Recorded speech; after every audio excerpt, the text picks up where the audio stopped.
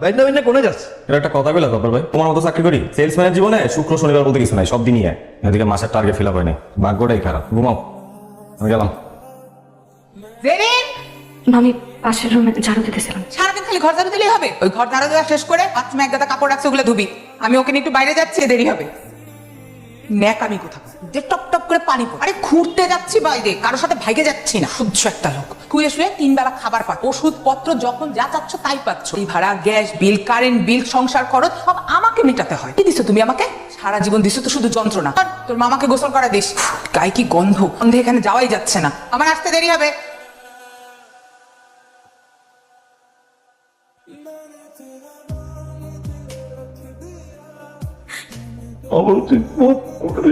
খেতো না মামা, তুমি আমার জন্য অনেক করেছো, ঠাই দিয়েছো, বড় করেছো, আর কত করবা। ক্ষমা চেয়ে আমাকে আর ছোট করো না।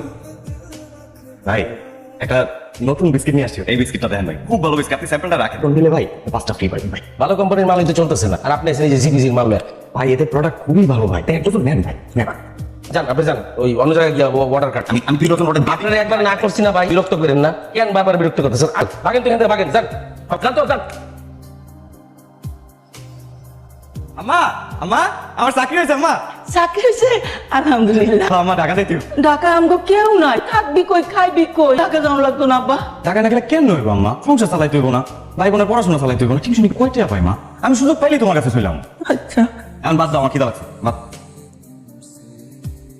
মামার বাড়ির আদরের ভাগ্নে থেকে কখন যে মামার বাড়ির চাকরানি হয়ে গেলাম নিজেও টের পাইনি।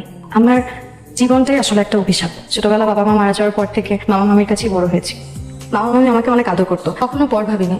কিন্তু তার কিছুদিন পরই আমার মামি মারা যায়, আর আমার মামা আরেকটা বিয়ে করেন। তারপর থেকেই একের পর এক বিপদ মামার মাথায় আসা শুরু। ব্যবসায় লোকসান হয়, চাকরির ঋণ, এইসব চিন্তায় প্যারালাইজড হয়ে বাকিটা জীবন কাটাচ্ছে। শুধুমাত্র আমার মামার মুখের দিকে তাকিয়ে আমি এই নরক থেকে বের হতে পারছি না। সেদিন তোমার কষ্ট আমি বুঝি, তুমি কবে একটু মন খুলে হাসছো আমাকে একটু বলো তো? সবসময় তোমার মুখটা মলিন হয়ে থাকে। এই যে হাসছি, দেখো তো হাসি মুখে আমাকে দেখতে কেমন লাগে। অসাধারণ। সেদিন তোমার হাত আমি কখনো ছাড়বো না। তোমাকে আমি কতটা ভালোবাসি এটা না তোমাকে আমি বুঝাইতে পারি না। আর তোমার চোখের দিক তাকালে আমি বলতে পারি তুমি আমাকে কতখানি ভালোবাসো। এটুকু বিশ্বাস আমার তোমার উপর আছে যে আমি ভুল মানুষ পছন্দ করি না। আর তুমি কি বলো তো, শুক্রবারেও ডিউটি করো, প্রতি মাসে যে টাকা ইনকাম করো মাকে দেওয়ার পর তো তোমার হাত খালিই থাকে। তুমি যখন চাকরি থেকে ফিরো প্রতিদিন রাস্তা থেকে তোমাকে দেখো ওই একই নীল শার্ট পরা। তোমার কি আর শার্ট নাই? আমার না খুব কষ্ট হয়, আমি তোমাকে একটু সাহায্য করতে পারি না। আর আমি তোমাকে একটা নীল রঙের শার্ট কিনে দিব। হ্যাঁ, এখন না, আমার হাতে যখন টাকা আসবে তখন আমি তোমাকে একটা সুন্দর দেখে শার্ট কিনে দিব। তুমি বলছো না আমার পাওয়া হয়ে গেছে। এখন আসি শিহাব। আর একটু থাকো না প্লিজ। না, মামি যদি দেরি করে যে রাগ করবে, মামাও শুধু শুধু চিন্তা করবে। আচ্ছা কালকে দেখা হবে। বেঁচে থাকলে দেখা হবে, চলো। হ্যালো আব্বা। আম্মা কেমন আছো তুমি? ভালো আছি। এই জয় আর মিলি কেমন আছে? পড়ালেখা ঠিক মতো করতেছে? ভালোই চলতেছে। একটা কথা কইতাম, কও। কয়টা টাকা পাঠাইতে পারবি? সংসারের বাজার সদাই তো শেষ, তোর ভাই বোনের লেখাপড়ার খরচ, আমার তো অসুখ বিসুখ লাগিয়াই থাকে। মাস শেষে বেতন পাইলে আমি তোমার টাকা পাঠাই দিতে, তুমি চিন্তা করো না। আর টাকা পাঠাইলে তারপর বাজার করে ওষুধ কিনা খাইও। হ্যাঁ এখন রাখি। হ্যাঁ কি হতাশ বাড়ির জামিলা, ভাই বোনের পড়ালেখার খরচ কেন? যাই হোক, ঝামেলা তো থাকবোই, কিন্তু তুমি চিন্তা করবে না। এক কাম করো, আর সিবিয়ান আর কাছে দিয়ে রাখো, আমি অফিসে একটা চেষ্টা চালাবো। ভাই তার কিছু করানো যায় নাকি? এই কথা না পোষায় না ভাই, আমি তোমার কালকে সিভি দিয়ে যেতেছি। আর এটা তো আমি দেখতেছি চেষ্টাই পুরোপুরি করতেছি, কিন্তু আমি চাইতেছি ইনস্ট্যান্ট তোমার লাগে এমন কিছু করতে, কিন্তু তুমি না করতে থাকতে না। আমি কোকার টিয়ে দিতেছি, এটি আমি তুমি বাড়ি ফাড়াইবা, বাড়ি ফাড়াই ওষুধ বাজার যা লাগে এগুলো করতে বলবা, চিন্তা করতে না করবা। আমি তো আছি। কেন বড় ভাই আছে কি কারণ? আর ঢাকা শহরে এত ইমোশনাল হলে চলে না। ধরো এটি এগুলো রাখো, 3000 টাকা আছে, যেন টেনশন করবো না, বেতন ফতুন হাইলে হরে দিও।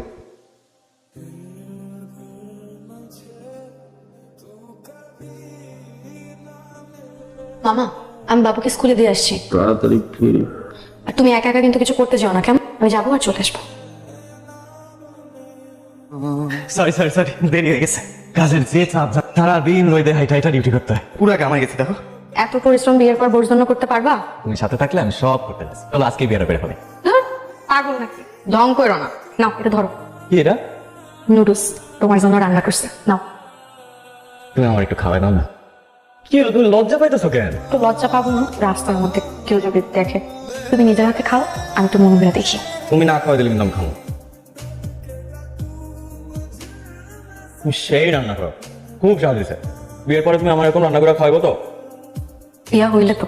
বিয়ে হইলে তো মানে? তোমার কপালে বিয়া নাই। কেন? মজা করতেছি। আমার কপালে বিয়ে আছে এবং আমার বউ হইল তুমি। তাই জানো হয় তাই হইব। তুমি আমার অনেক ভালোবাসো, তাই না? অনেক। বেশি ভালোবাসা আমি আবার সহ্য করতে পারি না। তোমার দরিদ্র প্রেমিকা তো, বেশি কিছু হইলে আমি আবার সহ্য করতে পারবো না। সহ্য একটু করতে হবে, বিয়ার পরে তো আমি অনেক জ্বালাম। জ্বালাও পোড়াও কোনো সমস্যা নেই। আর এমনিও আমার তো দুঃখের কপাল, ভালোবাসা কি আমার মতন মেয়ের জন্য? শত দুঃখের মধ্যেও সুখটা খুঁজে নিতে হয়। ভাই এই বিস্কিট জানি কয় কারণ করছিলেন?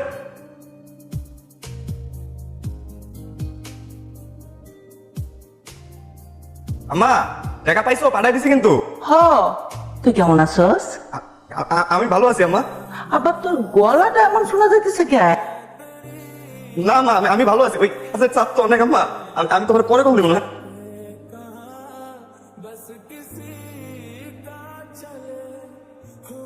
সালেক সাহেব, আমি বলেছিলাম না ওকে দেখলে আপনার পছন্দ হবেই।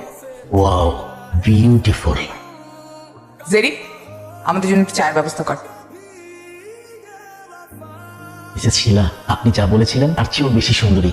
আমার খুব পছন্দ হয়েছে। তাকে বলেছি একবার দেখলে চোখ ফেরাতে পারবেন না। জেরিন কি আমাকে বিয়ে করতে রাজি হবে? ওর তো অনেক বয়স।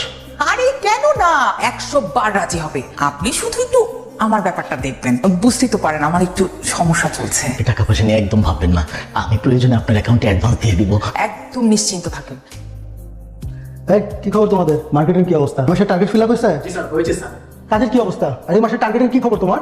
স্যার আসলে আমি যে এরিয়াটাতে ডিউটি করি স্যার, অনেক ভিআইপি এরিয়া স্যার। আমাদের প্রোডাক্ট ঠিক ওখানে চলে না স্যার। এই ইহা, প্রত্যেক মাসে এরকম বাহানাবাদি নিয়ে আমার সামনে আসবে না। তোর তো কাজে কর্মে কোনো মনোযোগ নাই। এভাবে যদি চলতে থাকে তোমার আমি ছাঁটাই করতে বাধ্য হবো।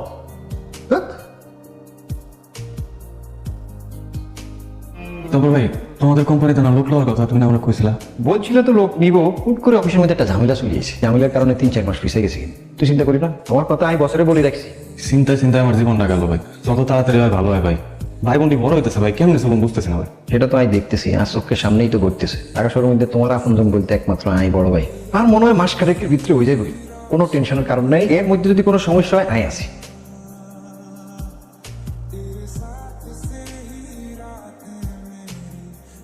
মামা, ও হচ্ছে শিহাব, একটা কোম্পানিতে সেলসম্যানের চাকরি করে।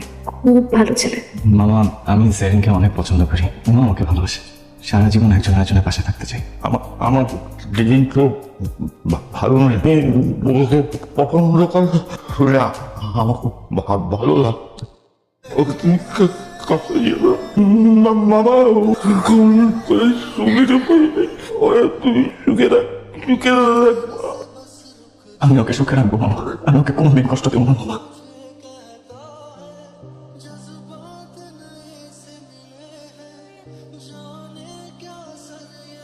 সালেক সাহেবের সাথে তোর বিয়ে ঠিক করছি। লোকটা ভালো মানুষ। আরে লোকটার অনেক টাকা, তুই ভালো থাকবি। আজকালকার মেয়েরা বুইরা টাকলা লোকজনকে বিয়ে করতেছে, তাতে কি হয়েছে? আমারে দেখ, আমি কত কষ্ট করতেছি, পুরা সংসারটা আমার কান্দের উপর। তোর মামা শুয়ে শুয়ে কান্দা ছাড়া কিছু করেন না। এইটারে কি সংসার কয়? এটারে দুযোগের সংসার কয়। শুনো, সালেক সাহেবের সাথে মাইয়ের বিয়ে হবে। কোন ধরনের উল্টাপাল্টা যদি মাইয়ের বুঝাইছো তাহলে কিন্তু তোমার খবর আছে। এই মেয়ে, এইখানেই তোর বিয়ে হবে। কোন ধরনের এদিক ওদিক করার চেষ্টাও করবি না। উল্টাপাল্টা কোনো ধান্দা যেন আমি না দেখি।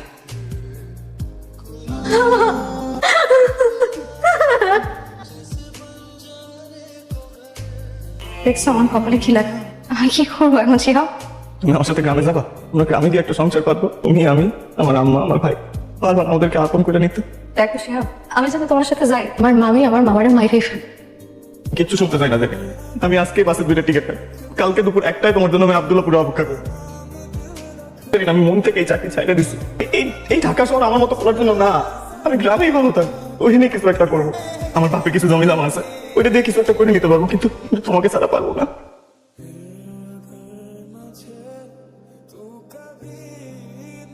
শিয়ার, আরেকখানা ভাবি চিন্তি দেখলে ভালো হইতো না? ভাই আমি যে সিদ্ধান্ত নিচ্ছি ওইটাই ঠিক ভাই। ঢাকা শহর আমার লেগে না ভাই। আমি গ্রামের বলে আমি গ্রামে ভালো থাকবো। তুমি যখন সিদ্ধান্ত লইয়া হালাইছো তো যাও, ভালো থাকো, এই দোয়া করি আর কি। তুমি ঠিকঠাক মতো বাড়িতে পৌঁছাও, খেয়াল টেয়াল রাখো। তোমার যদি কিছু লাগে মনে করবে আমি তোমার একটা ভাই আছি ঢাকা শহরে, ফোন দিবা, সবসময় হাজিরে যাবি।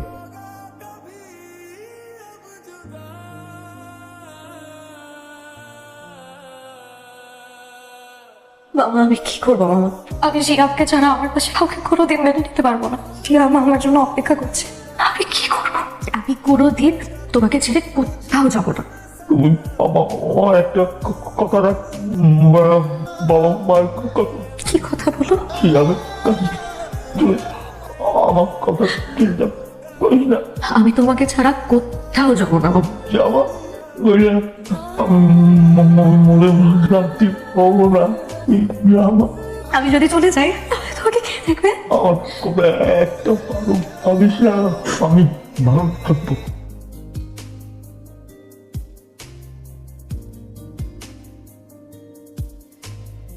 শিহাব, কি মনে করছো আমি আসবো না?